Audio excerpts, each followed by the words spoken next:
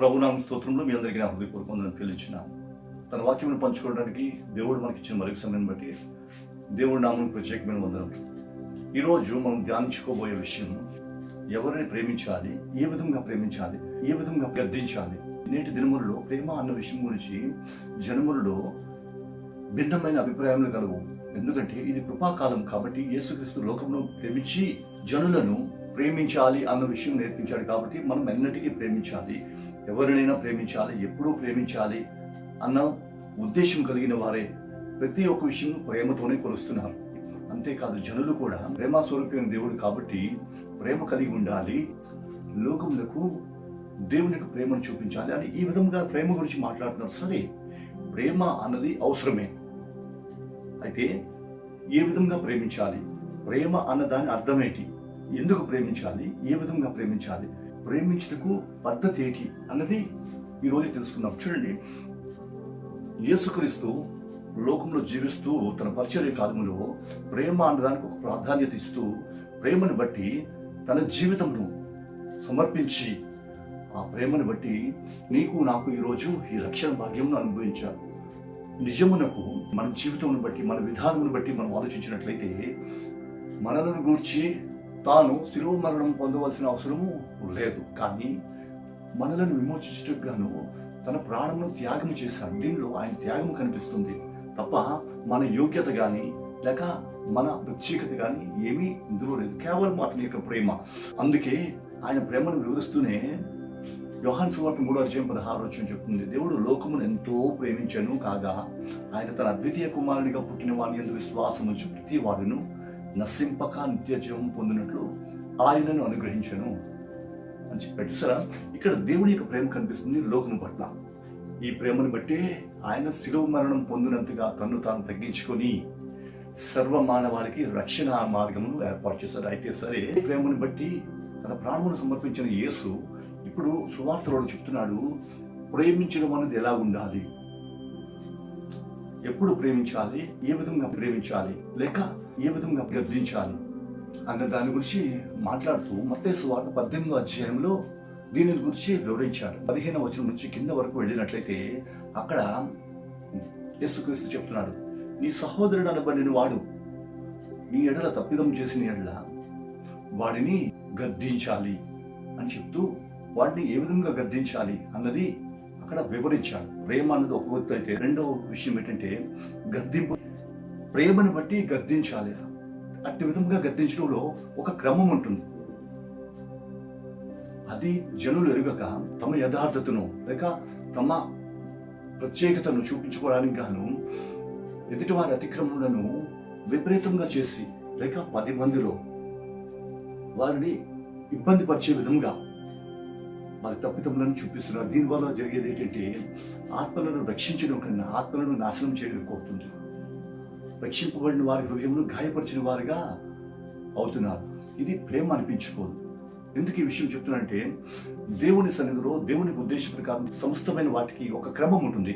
ఆ క్రమం ప్రకారం వెళ్ళినప్పుడు నువ్వు చేయాలనుకున్న కార్యము నువ్వు సాధించగలవు, నువ్వు సంపాదించాలనుకుంటున్న ఆత్మను నువ్వు సంపాదించగలవు, నువ్వు గెలవాలి అన్న విషయంలో నువ్వు గెలవగలవు. కానీ ప్రతిదానికి ఒక క్రమం ఉంది. ఆ క్రమం ప్రకారం వెళ్ళినప్పుడే దేవుడి పక్షంగా నీ కార్యం సఫలం అవుతుంది, దేవుడి పక్షంగా నీ ఉద్దేశము నెరవేరుతుంది. ఇక్కడ యేసుక్రీస్తు చెప్తున్నాడు, ఈ సహోదరుడు అనబడిన వాడు ఎవడైనా తప్పిదము చేసిన ఎడల నువ్వు ఒంటరిగా ఉన్నప్పుడు వాడిని గద్దించాలి అని చెప్పాడు. అయితే ఏ విధంగా గద్దించాలి అన్న విషయం అక్కడ వివరిస్తూ 15 నుంచి 17 వచనం వరకు రాశాడు.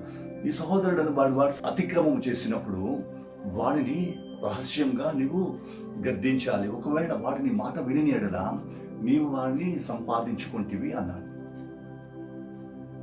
అంటూ 2వ వచనంలో చెప్తాడు, ఒకవేళ వాడిని మాట వినని ఎడల నీవు 2-3 సాక్షుల మధ్య వాడిని గద్దించాలి, అప్పుడు వాడు సరి చేసుకుంటాడు. ఒకవేళ వాడు అప్పటికీ కూడా సరి చేసుకునే పక్షంన సంఘములో ఆ విషయం బయలుపరిచి వాడిని సరి చేయడానికి ప్రయత్నించాలి.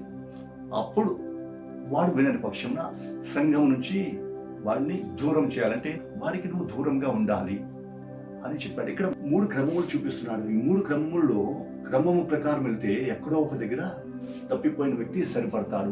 ఎక్కడో ఒక దగ్గర అతిక్రమం చేసిన వాడు తను తాను సరి చేసుకుంటాడు. ఎప్పుడైతే ఇటు విధంగా రహస్యంగా గద్దించుతావో అప్పుడు ఆ సహోదరుని యొక్క హృదయంలో లేక ఆ సహోదరి యొక్క హృదయంలో కార్యం జరుగుతారు. కారణం ఏంటంటే నువ్వు చేస్తున్న పని రహస్యంగా ఉంది. అందుకే ఇక్కడ యేసు చెప్పాడు, నువ్వు రహస్యంగా వాడిని గద్దించాలి. ఎందుకంటే సహోదరుడు తెలిసి కానీ తెలియక కానీ పొరపాటుగా అతిక్రమం చేస్తుండొచ్చు. అది అతని దృష్టిలో ఉండి ఉండకపోవచ్చు. కాబట్టి నువ్వు రహస్యంగా అతను గద్దించినట్లయితే అతన్ని ప్రేమించిన వాడవుతావు. సహోదరి ఇదిగో ఇది నీలో తప్పిదం కనిపిస్తుందని ఎప్పుడైతే నువ్వు రహస్యంగా అతనితో మాట్లాడుతున్నావో అతని హృదయంలో కార్యం జరుగుతుంది. నీ గద్దింపు యొక్క క్రమమును అతని హృదయమును కదిలిస్తాను. అందుకే సామెతల గ్రంథం 17:10 అంటాడు, బుద్ధిహీనుడైన వానికి 100 దెబ్బలు తగులట కంటే బుద్ధిమంతుడైన వానికి ఒక్క గద్దింపు మాట లోతుగా నాటును అన్నాడు. చూసారా, అతడు బుద్ధిమంతుడైతే ఆమె బుద్ధిమంతురాలైతే నీవు రహస్యం గద్దించినప్పుడు ఆ గద్దింపే అతని హృదయంలో కార్యం జరుగుతుంది. కారణం ఏంటంటే అతడు బుద్ధిమంతుడు లేక ఆమె బుద్ధిమంతురాలు కాబట్టి తను చేసిన అతిక్రమం గురించి ఆలోచించడం ప్రారంభిస్తున్నాడు. తన యొక్క అవివేక ప్రవర్తనను ఒకసారి ఆలోచించుకొని నీ మాటను బట్టి తను తాను సరిచేసుకునే అవకాశం ఉంటుంది. ఎందుకంటే అటువంటి వారికి గద్దింపు మాట చాలు. ఈ విధంగా నీవు చేసినప్పుడు అతడు లేక ఆమె పశ్చాత్తాపపడినదై చేసిన తప్పుతను ఒప్పుకొని విడిచిపెట్టి తద్వారా తన మార్గమును సరి చేసుకుంటుంది. దీనిని బట్టి అన్నాడు, అప్పుడు నువ్వు అతని ఆత్మను సంపాదించుకున్న వాడు అవుతావు. గమనించారా, ఇక్కడ దేవుని ఉద్దేశం ఏంటంటే మానవుని రహస్యముగా సరిచేయాలి. అప్పటికీ వాడు లోబడలేదు అంటే అప్పుడు 2-3 సాక్షులు ముందు 2-3 సాక్షులు ముందు. ఎందుకంటే ఆ సాక్షులు ఏంటంటే 2-3 సాక్షుల సాక్ష్యమును బట్టి విషయము స్థాపింపబడుతుంది. ఇదే మోషే గ్రంథములలో దేవుడిచ్చిన కట్టడ. 2-3 సాక్షులతో అతని మీద మోపబడిన నేరం కానీ అతని మీద మోపబడిన ఏ విషయమైనా సరే స్థిరపడును అని దేవుడు చెప్పాడు. సో 2-3 సాక్షుల మధ్య అతనిని లేక ఆమెను నిలువబెట్టి ఆమె స్థితిని అతని స్థితిని చక్కదిద్దినట్లయితే అతడు అప్పుడు గుణపడవచ్చు.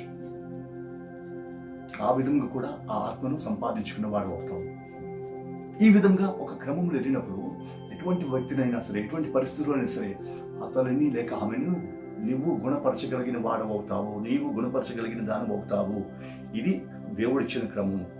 కిందకి వస్తే అయితే నా సహోదరుడు నా పట్ల అతిక్రమం చేసినప్పుడు నేను అతనిని ఎన్నిసార్లు క్షమించాలి అని పేతురు యేసుప్రభుని అడిగినప్పుడు యేసుప్రభు అన్నాడు 77 మార్లు అన్నాడు. అంటే ఇక్కడ 77 ఇవన్నీ విషయం తెలిస్తే లెక్కలు కట్టడం కాదు, కానీ ఇక్కడ 70 లేక 7 అన్నవి దేవుడి దృష్టిలో సంపూర్ణమైన సంఖ్య.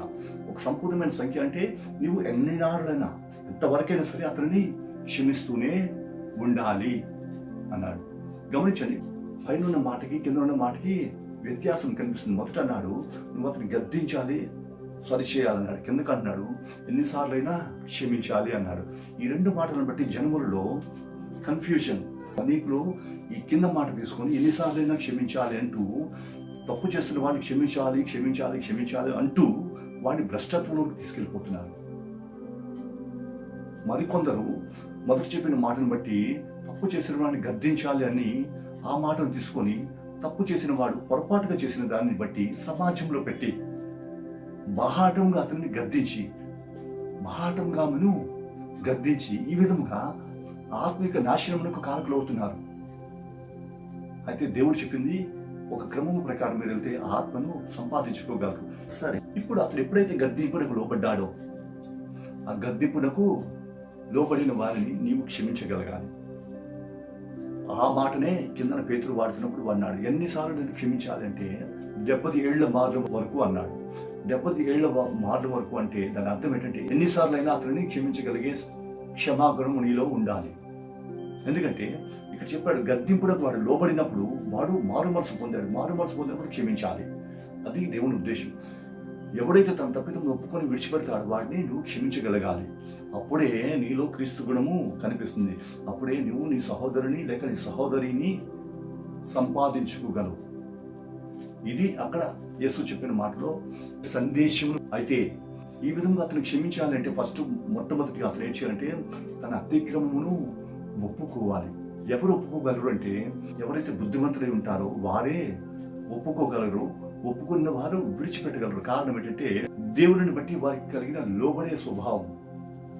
అందుకే సామెతల గ్రంథం 28:13 అంటాడు, తన అతిక్రమమును దాచుకునేవాడు వర్ధిల్లడు, దానిని ఒప్పుకొని విడిచిపెట్టువాడు కనికరము పొందును అన్నాడు. గమనించండి, ఇక్కడ వాక్యం బట్టి చూసినట్లయితే ఎవడైతే అతిక్రమం చేశాడో వాడు దాచిపెట్టుకున్నట్లయితే వర్ధిల్లడు. ఇటువంటి వాడు క్షమింపబడుటకు యోగ్యుడు కాదు. ఇటువంటి వారికి క్షమాపణ లేదు. ఎవడైతే అతిక్రమం ఒప్పుకొని విడిచిపెడతాడో వాడు కనికరము పొందును అని చెప్తున్నాడు. సో ఎప్పుడైతే నీ సహోదరుడు అన్నవాడిని వాడిని గద్దింపునకు లోబడి గద్దింపునకు విధేయత చూపించి లోబడతాడో వాడు కనికరమునకు పాత్రుడు. కాబట్టి అటువంటి వాడిని నువ్వు క్షమించాలి. ఎందుకంటే ఆ కింద వచనంలో చెప్తాడు, ఒక యజమానుడు ఉన్నాడు, యజమానికి అచ్చున్నవాడు ఉన్నాడు, అచ్చున్నవానికి మరి కూడా అచ్చున్నవాడు ఉన్నాడు. అయితే ఇప్పుడు యజమానుడు లెక్క చూసుకోవడానికి వచ్చినప్పుడు 10,000 తనకు అచ్చున్న వాడిని పిలిచి లెక్క అప్పచెప్పమన్నప్పుడు వాడు, అయ్యా నా దగ్గర ఏమీ లేదు, నేనేమీ చేయలేని పిలిపించే పరిస్థితిలో లేను అని తన వంతు తను విన్నవించుకున్నప్పుడు ఆ యజమానుడు అతన్ని క్షమించి తన అప్పును కొట్టివేశాడు. ఈ కొట్టివేయబడి ఈ వ్యక్తి బయటికి వెళ్ళి తనకు 100 దేనారములు లేక 100 వరహాలు నచ్చిన వాని వద్దకు వెళ్ళి అతనిని పట్టుకొని నా అప్పు తీర్చు అని అతను అడగడం, అతను ఇప్పుడు నా పరిస్థితి బాగోలేదు, బాగున్నప్పుడు నేను తిరిగి ఇచ్చేస్తానని అతను అండు. అయినను ఇతను ఒప్పకుండా అతనిని బంధించి చెరసాలలో వేయించడం అక్కడ కనిపిస్తుంది. ఈ విషయం ఎప్పుడైతే అతని యజమానుడికి తెలిసిందో యజమానుడు అతన్ని పిలిపించి, నేను నిన్ను క్షమించినప్పుడు నువ్వు అతన్ని క్షమించడానికి లేదా, నువ్వెందుకు అతన్ని క్షమించలేదని క్షమింపబడిన దాన్ని కొట్టివేసి తనకి అచ్చున్నది తిరిగి వసూలు చేయబడి వరకు అతన్ని బాధించి వారికి అప్పగించాడట. ఇక్కడ మనం నేర్చుకోవాల్సింది ఏంటంటే, నీవు ఏ విధంగా అయితే దేవుని చేత క్షమింపబడ్డావో, నీవు ఏ విధంగా అయితే దేవుని యొక్క కనికరమును పొందుకున్నావో, అట్టి విధమైన కనికరము నీవు నీ సహోదరుని పట్ల చూపించడానికి బాధ్యత లేదా? ఆ కనికరమును బట్టే కదా నశించిపోతున్న లోకంలోంచి నీవు విడిపింపబడ్డావు. విడిపింపబడిన నీవు నీ తోటి సహోదరుని క్షమించలేవా అని బయలుపరచట దేవునికి ఉద్దేశం. ఇక్కడ ఎవరైతే లోబడతారో వారు క్షమింపబడతారు అని దేవుడు చెప్పాడు. చూడండి, ఈ విషయంలో ఒకసారి మనం ఆలోచించినట్టే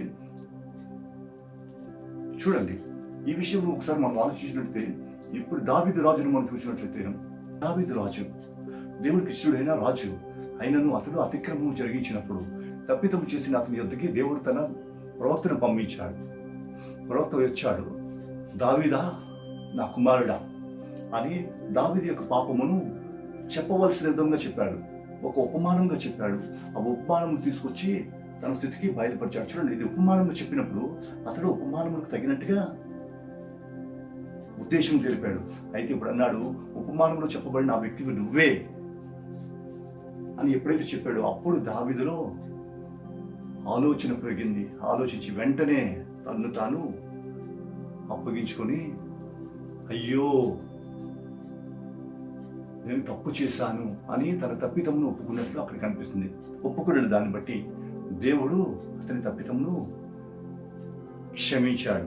అతని యొక్క అతిక్రమమును దేవుడు కొట్టివేశాడు. కారణం ఏంటంటే తన్ను తాను తగ్గించుకున్నాడంటే ఇతను బుద్ధిమంతుడు. ఇతనికి ఒక దెబ్బ కన్నా ఒక మాట ఇతని హృదయంలో నాటుకుని దాన్ని బట్టి తన అతిక్రమం ఒప్పుకొని విడిచిపెట్టాడు. వెంటనే దేవుడు అతన్ని క్షమించాడు. అదే విధంగా యెరోబాము దగ్గరికి వచ్చినప్పుడైతే దేవుని చేత వాగ్దానం పొందిన వాడై రాజ్యమును సంపాదించుకున్నాడు. కానీ ఎప్పుడైతే రాజ్యమందు స్థిరపడిన తర్వాత తన సొంత ఆలోచనలు, తన సొంత జ్ఞానం ఉపయోగించి దేశంను పాలించడం ప్రారంభించాడు. ఎప్పుడైతే ఈ విధంగా దేశంను పాలిస్తున్న క్రమంలో అతని అతిక్రమం విస్తరించి ఒకనొక సమయం వచ్చినప్పుడు బలిపీఠం మీద తనే ధూపం వేయడానికి వెళ్ళిపోయాడు. అప్పుడు ప్రవక్త వచ్చాడు. 1 రాజుల గ్రంథం 13వ అధ్యాయంలో దీన్ని మనం చూడగలం. ఎప్పుడైతే ప్రవక్త వచ్చాడో ప్రవక్త ఇతనిని గద్దించడం ప్రారంభించాడు.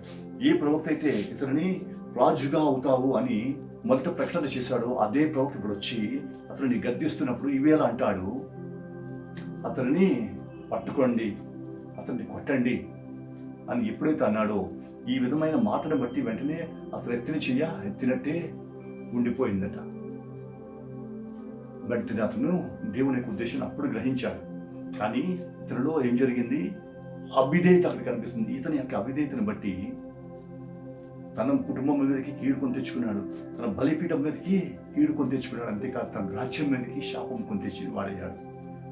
కారణం ఏంటంటే లోబడిన వాడు. ఇటువంటి వాడే ఇందాక చెప్పిన రీతిగా బుద్ధిహీనుడైన వాడు. ఇటువంటి వాటికి 100 దెబ్బలు తగిలినా కానీ వీరికి బుద్ధి రాదు. కాబట్టి వీరిద్దరిని బట్టి మనం నేర్చుకోవాల్సింది ఏంటంటే, బుద్ధిమంతుడిగా ప్రవర్తించి దేవుడు నిన్ను గద్దిస్తున్నప్పుడు, దేవుడు నిన్ను సరిచేయాలని చూస్తున్నప్పుడు నిన్ను నువ్వు తగ్గించుకోవడానికి ప్రయత్నించాలి. సరే, ఇప్పుడు తప్పిదం చేసిన వాడిని నువ్వు క్షమించాలన్నాడు. ఒకవేళ అతడు నీ మాటకు లోబడలేదు, సాక్షుల మధ్య పెట్టినప్పుడు అతను లోబడలేదు, లేక సంఘంలో ప్రకటించినప్పుడు కూడా అతడు లోబడలేదు, అప్పుడు నువ్వు చేయవలసింది ఏంటంటే అతనిని నీకు అన్యునిగా భావించాలిట. అంటే నీతో సహవాసం లేని, నువ్వు ఎరగని వ్యక్తిగా అతనిని భావించి అతనితో ప్రవర్తించాలి. ఎందుకంటే అట్టి విధంగా చేయటం వలన అతడు సిగ్గుపడడానికి కారణమవుతుందట. చూడండి, ఇక్కడ ఇంత పరిస్థితి వచ్చినా సరే దేవుడు ఇంకా తన ప్రేమను చూపిస్తున్నాడు. ఏంటంటే అతడు సిగ్గుపడతాడు. ఎప్పుడైతే సిగ్గుపడ్డాడో ఆలోచించడం ప్రారంభించి తను తాను సరి చేసుకునే అవకాశము వస్తుంది. దీనికోసం నువ్వు అతనితో సాంగత్యం చేయకూడదు అని చెప్పాడు. ఈ విషయం గురించి 2వ దశలోనికీ పత్రిక 3వ అధ్యాయం 14వ వచనంలో చెప్పాడు. ఈ మాటలకు ఎవడైనా లోబడిన ఎడల అతనిని కనిపెట్టి అతడు సిగ్గుపడినట్లుగా అతనితో సాంగత్యము చేయవద్దు, అతనితో తినవద్దు అని చెప్పాడు. అయినను అతనిని శత్రువుగా భావించుకునేలా ఒక సహోదరునిగా భావించి అతని గురించి ప్రార్థన చేయమన్నాడు. చూసారా, అతని అన్యునిగా చూడమన్నాడు, అతనితో సాంగత్యం చేయవద్దన్నాడు, కానీ అతని గురించి ప్రార్థన మాత్రం చేయమన్నాడు. కారణం ఏంటంటే నీ ప్రార్థనకి ప్రతిఫలంగా ఏదో ఒక రోజు అతను మారే అవకాశం ఉంది. చూసారా, ఇంతవరకు మనం చూసిన వాక్యం బట్టి మనము ఏ విధంగా ఎదుటి వారి పట్ల ప్రవర్తించాలి అన్నది మనం తెలుసుకోవాలి. ప్రేమ అన్నది ఉంది, అయితే ప్రేమను వ్యక్తపరిచే విధానము తెలుసుకోవాలి. ప్రేమను ఏ విధంగా చూపించాలి, ప్రేమ ఎన్ని రకములుగా ఉంటుంది అన్నది మనం గ్రహించగలగాలి. మొట్టమొదటిగా వ్యక్తిగతంగా నువ్వు గద్దించాలి, వ్యక్తిగతంగా హెచ్చరించాలి. హెచ్చరికకు లోబడిని ఎడల అతనిని లేక ఆమెను సంపాదించుకున్న వారం అవుతాం.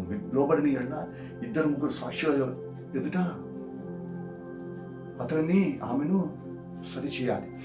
లోబడిన ఎడల సరే. చూసారా, దేవుడు మెట్లు చూపిస్తున్నాడు. ఒక్కొక్క మెట్లు ఒక్కొక్క అవకాశం ఇస్తున్నాడు.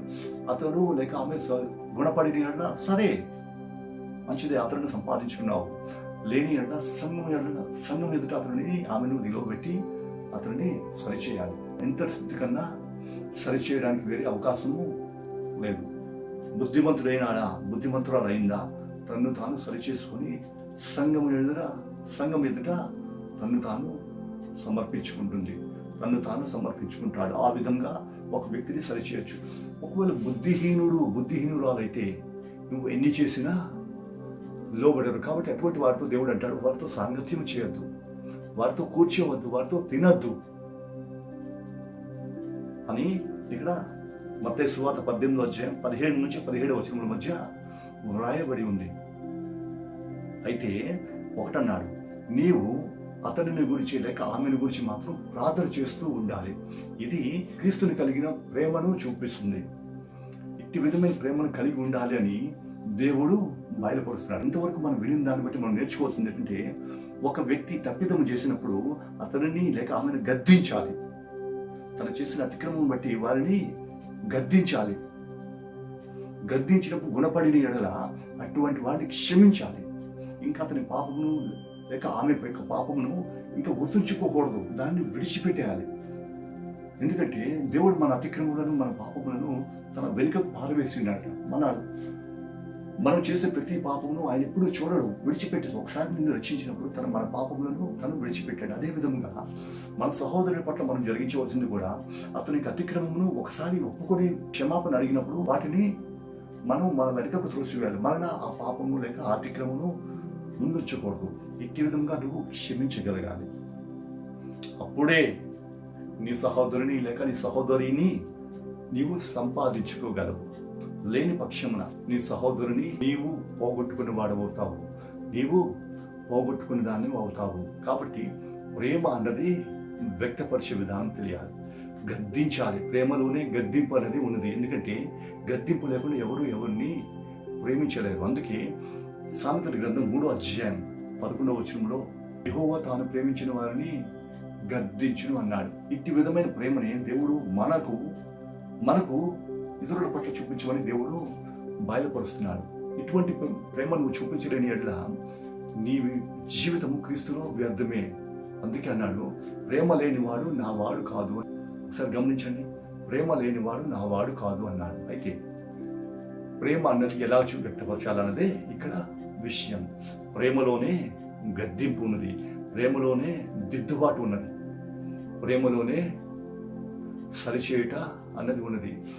ప్రేమను బట్టి అనేక సార్లు మానవుడు చేసే తప్పిదం ఏంటంటే వారి అతిక్రమములను బయలుపరచరు, వారి తప్పుదములను సరిచేయరు, వారు వెళుతున్న తప్పుదములను సరిచేయరు. కానీ దేవుడు అంటున్నాడు, అది సరిచేయవలసిన బాధ్యత వారి సహోదరునిగా లేక వారి సహోదరిగా నీ మీద నాపబడి ఉన్నది. కారణం ఏంటంటే నిన్ను నేను నియమించి ఉన్నాను, ఆ బాధ్యత నేను నీకు అప్పగించి ఉన్నాను. నీవు వాడి తప్పును వాడికి బయలుపరచాలి. వాడు లోబడితే సరే, లోబడిగా వారి శిక్ష వాడే పొందుతాడు. ఈ విషయం గురించి యెహెజ్కేలు గ్రంథం 33వ అధ్యాయం 7 నుంచి 9 వచనం వరకు వ్రాయబడింది. అక్కడ మాట్లాడతాడు, నా కుమారుడా, ఇశ్రాయేలీయుల మీద నేను నిన్ను కావలివానిగా నియమించి ఉన్నాను. దుర్మార్గుడా, నువ్వు నిశ్చయంగా మరణమవుదు అని నేను దుర్మార్గుడికి చెప్పగా నీవు వెళ్ళి వారికి హెచ్చరించినప్పుడు వాడు తన దుర్మార్గతను వీడి తన జీవితం సరిచేసుకుని వాడు తన ప్రాణము దక్కించుకును. అంతేకాదు, వాడితో పాటు నీ ప్రాణం కూడా తప్పించుకుందు. ఒకవేళ వాడు నీ మాట వినని ఎడల వాడి దుర్మార్గతను బట్టి వాడు నిశ్చయంగా మరణమవును, కానీ నీవు తప్పించుకుందు.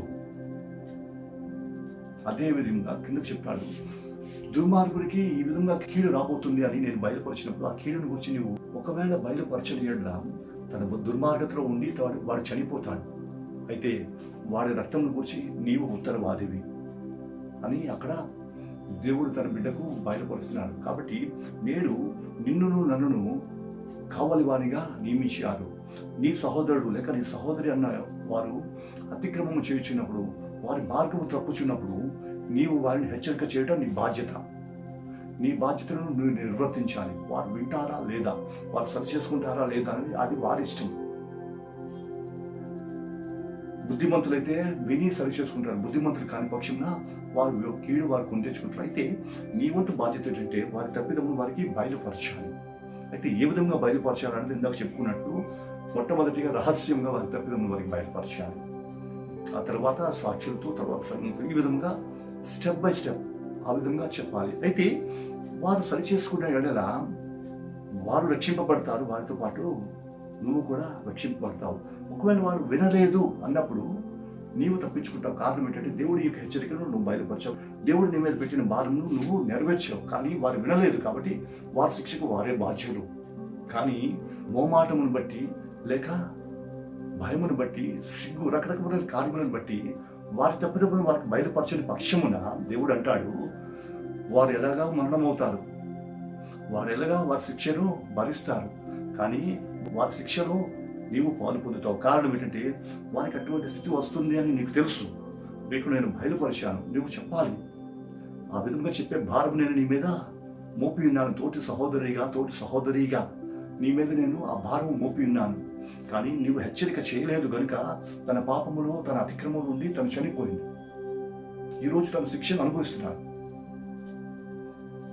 కారణం ఏంటంటే నువ్వు హెచ్చరిక చేయలేదు. ఒకవేళ నువ్వు హెచ్చరిక చేసి ఉంటే సరి చేసుకునేవారేమో. నువ్వు హెచ్చరిక చేయని కారణం చేత ఆ దోష శిక్షను నీవు కూడా ఇప్పుడు భరించాలి. ఆమె మీదకి వచ్చిన కీడును నీవు కూడా ఇప్పుడు భరించబోతున్నావు. అతని మీదకి వచ్చిన కీడును నీవు ఇప్పుడు భరించాలి. కారణం ఏంటంటే నువ్వు హెచ్చరిక చేయలేదు. సో అతని అతిక్రమంలో నీవు కూడా భాగస్థుడవే, నీవు కూడా భాగస్థురాలవే అని దేవుడు నిన్ను నన్ను ఆ విధంగా శిక్షకు గురి చేస్తాడు. ఎప్పుడు నీ సహోదరిని ప్రేమించి వారి తప్పిదమును నువ్వు బయలుపరచని ఎడల. కాబట్టి తోటి సహోదరుడు లేక తోటి సహోదరి అన్నవారు తప్పిదము చేస్తున్నప్పుడు వారిని సరి చేయవలసిన బాధ్యత నీ మీద, నా మీద మోపబడి ఉన్నది. ఎందుకంటే మనము అట్టి విధంగా సరిచేయుటకే ఒకరి ఎడల ఒకరు నియమింపబడ్డాము. మన నియమమును మనము చక్కగా నిర్వర్తించినట్లా మన సహోదరులను మన సహోదరీలను మనము సంపాదించుకున్న వారమవుతాము. వారు మరణం నుంచి వారిని తప్పించిన వారమవుతాము. తద్వారా వారికి కలిగిన మేలులో నీకు కూడా భాగం ఉంటుంది. లేని ఎడల వారి శిక్షలో నీకు కూడా భాగము ఉంటుంది. నీవు కూడా పాలి భాగస్థుడు అవ్వాల్సి ఉంటుంది అని దేవుడు ఈరోజు మనకు బయలుపరుస్తున్నాడు. గమనించిన ప్రియులారా, వాక్యం వినిచున్న మనం వాక్యం యొక్క ఉద్దేశ్యం, వాక్యం యొక్క సారాంశం మనం గ్రహించగలగాలి. వాక్యం యొక్క సందర్భంను మనం గ్రహించగలగాలి. వాక్యం ఇచ్చే సందేశమును మనం అర్థం చేసుకోగలగాలి. అప్పుడే వాక్యమును చక్కగా మనం అర్థం చేసుకోగలము. ఇంతవరకు మనం చెప్పిన దాన్ని బట్టి మరలా ఒకసారి మనము నెమరు వేసుకుందాం. దేవుడు ప్రేమించమన్నాడు, అదే దేవుడు గద్దించమన్నాడు. ఎప్పుడు ప్రేమించాలి, ఎప్పుడు గద్దించాలి? సహోదరుడు అన్నవాడు లేక సహోదరి అన్నవారు తప్పిదము చేసినప్పుడు వారి తప్పిదమును సరిచేయాలి. ఆ విధంగా తన తప్పిదమును ఒప్పుకొని విడిచిపెట్టినప్పుడు అటువంటి వ్యక్తిని నీవు క్షమించాలి. ఇది దేవుడు మనకిచ్చిన ఆజ్ఞ. ఎందుకంటే తన తప్పిదమును ఒప్పుకొని విడిచిపెట్టాడు. ఒప్పుకొని విడిచిపెట్టిన వాడు కనికరము పొందును. కాబట్టి ఒప్పుకొని విడిచిపెట్టిన వాడిని క్షమించాలి. అతడిని నీ సహోదరుడిగా భావించాలి. అయితే అతడు నీ మాట వినక, నీ సాక్షుల మాట వినక, నీ సంఘం మాట వెనుక ఉన్న అటువంటి వాడిని నీవు అన్యునిగా భావించి వారితో సాంగత్యం చేయకూడదు, వారితో నువ్వు సహవాసం చేయకూడదు. కాబట్టి సమయోచితంగా మనం ప్రవర్తించి వెనుకబడిన బలహీనపడిన మన సహోదరులను మరలా తిరిగి సంపాదించుకుందాం కాక. అటువంటి ధన్యకరమైన జీవితంలో అటువంటి సమయోచితమైన ప్రవర్తనను దేవుడు మనకి దయచేయను గాక. దేవుడి వాక్యం మనందరి వినికిడిలో ఫలింపజేయను గాక. ఆమె ప్రార్థన చేసుకుందాం. స్తోత్రం తండ్రి, ఇంతవరకు నీకు వాక్యం ద్వారా తండ్రి ప్రేమను కూర్చిన విషయం నువ్వు బలిపరిచిన విధానం బట్టి నీకు వందములు. ప్రేమను కూర్చిన విషయం మేము ఎరిగి తెలుసుకుని ఉండగా తండ్రి, నీ ప్రేమను బట్టి నా తోటి సహోదరుల పట్ల సమయోచితమైన ప్రవర్తనను జ్ఞానం దయచేసి మీరు ఇచ్చిన సమయోచితమైన యోచనను సద్వినియోగం చేసి తద్వారా మీ నామముకు ఘనత చే బిడ్డలుగా మీరు నన్ను తీర్చిదిద్ది మీరు మహిమను పొందండి. యేసు నామమున నడుచున్నాము తండ్రి. ఆమేన్.